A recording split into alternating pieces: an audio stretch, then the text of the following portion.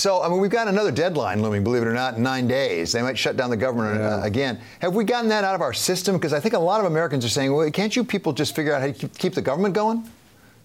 The one thing I can assure you there's almost unanimity in Washington on is that we don't need another shutdown. And I think there's going to be a real concerted effort to avoid it this time. Nobody wins in a shutdown. Everybody loses. So they've been that route. I think both sides have made their point here. They need to find that common ground, and let's get this behind us. So, Senator, explain to me why this is so hard. I mean, you've had a lot of experience with this. Both in the House, you were involved in intelligence. In the Senate, you oversaw some of the investigation of 9/11 and things like that. So you're aware of the dangers to national security because of the border. Aren't there plans that have been on the table for some time about fixing that border? Why don't we just fix it?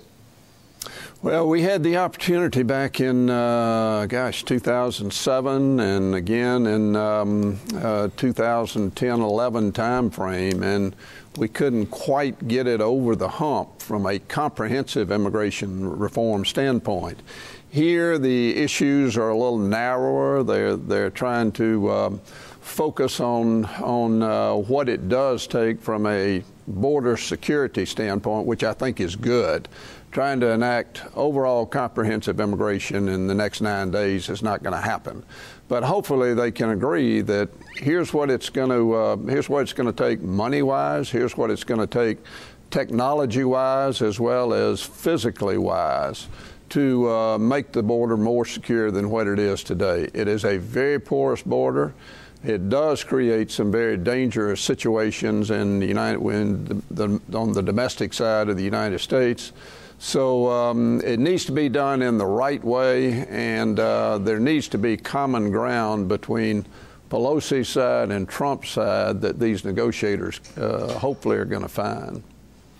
So, Senator, I wonder if you'd comment on something else, and that is our intelligence services, because we had a rather extraordinary incident with Dan Coats, the Director of National Intelligence, going up and giving testimony on the Hill, and then having the President of the United States calling him naive, basically, in a tweet. You were involved, as I say, in intelligence and in national security, quite specifically. How risky is it for the President not to have faith in the head of his intelligence agencies?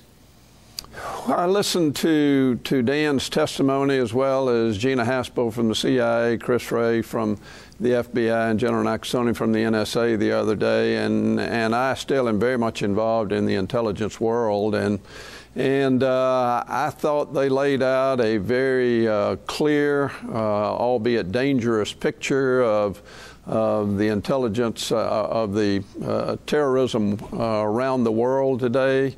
Bad guys are out there getting up every morning thinking about how they can kill and harm Americans, and this leadership team is doing a really good job of gathering intelligence against every major terrorist organization. They laid that case out there. I'm not sure why the President had the reaction that he did, but I do know that what they said the other day in public is, albeit in a more classified setting, on a daily basis in the presidential daily briefs. So, you know, the President depends on his leadership team to give him good intelligence so that he can make the right decisions. And I have all the confidence in the world that our leadership team that is now in place within the intelligence community is the best I've seen in some time. And I hope the President, because he hadn't made any comments since then, I hope he's kind of rethinking that position with his national security team. Senator, before the State of the Union yesterday, what we heard from the White House was the President really wanted to reach across the aisle. He wanted a broader, more bipartisan approach. And he did say things that very much sounded like that last night. Listen to a little bit of what he said.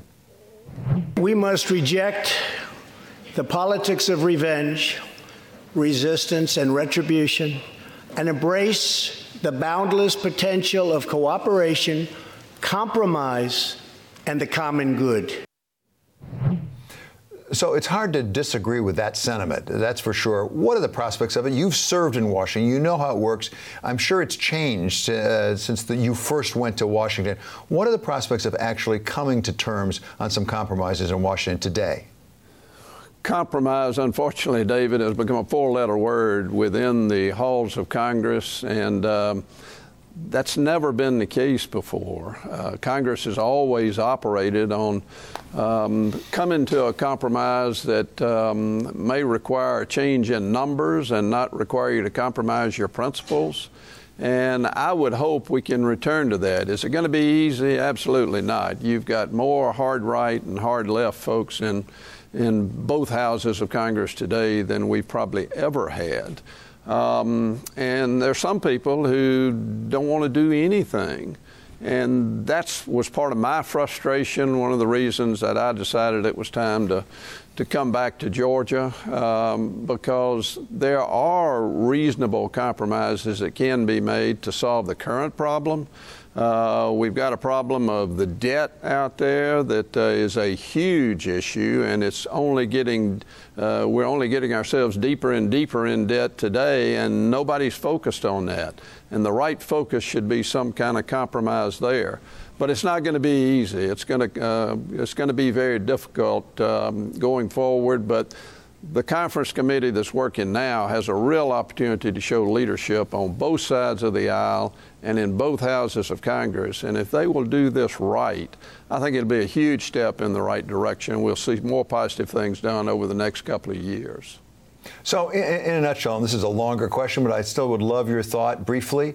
What's changed? Have the voters changed? What's made us more extreme? Has media really poured gasoline on the fire?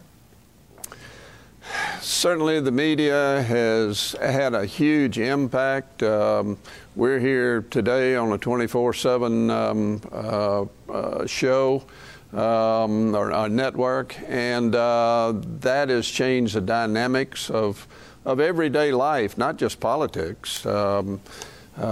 People depend on either their iPhone or their TV to get most of their news today. The print media is not the powerful arm of media that it used to be. And when people see more of this and have the opportunity to see more of it like they do now, if it's slanted, then it's going to drive that wedge. And not that I'm saying it is slanted, but you know, it depends on which channel you watch as to what the take on any particular issue is. I think that's pretty common knowledge, and and it would help things if we could find some center course there, David, for sure.